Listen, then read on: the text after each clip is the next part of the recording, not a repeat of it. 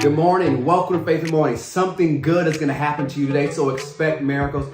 Thank you for starting your day with me, however you're watching or listening on Apple Podcasts, Spotify, the live stream on Facebook and YouTube and Twitter, or if you're listening and watching on Faith Plus, thank you so much for taking time out of your day to start your morning with me. You know, Faith in the Morning is just to help you start your day with faith and encouragement. So if you haven't already, go ahead and share so others can be encouraged along with you and jump right into it. You know, at Faith, we're in a special time. It's our 21 days of prayer and fasting. And if you haven't signed up or you're praying along, haven't let us know, you can sign up by texting prayer to 770-756-8539. You can sign up by texting prayer to 770-756-8539. So let's jump into it today. You know, yesterday we looked at 1 Samuel chapter 1 and talked about Hannah. And we know Hannah prayed, poured out her soul before God, and she was granted her request. And the request came in the form of a baby boy named Samuel. And so she made God a promise that I will dedicate him to you. And so when he was 3 years old, she brought him to Shiloh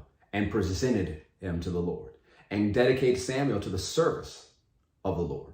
And then notice something the high priest said, you know, may God grant you a reward, a harvest for the seed, this precious seed you've sown to him. I want you to notice something in 1 Samuel chapter 2. And we've been talking about prayer a lot over the last couple of weeks. We're in our 21 days of prayer and fasting here at Faith. And I want you to notice something she said in 1 Samuel chapter 2. Starting with verse 1, and Hannah prayed and said, my heart rejoices in the Lord. My horn is exalted in the Lord. My mouth is enlarged over my enemies, because I rejoice in your salvation. There's none holy as the Lord, for there's none beside thee. Neither is any rock like our God. Let's skip down to verse 5.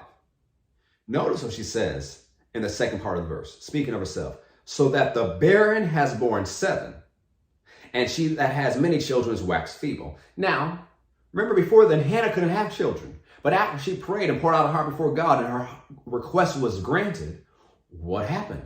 She had a son. But that's one child, not 7. So what happened here? She began to pray.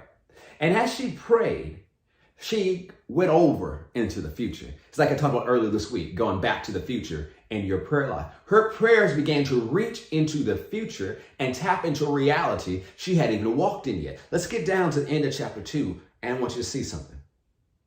Because it begins to talk about her children. Notice she said that she bore 7.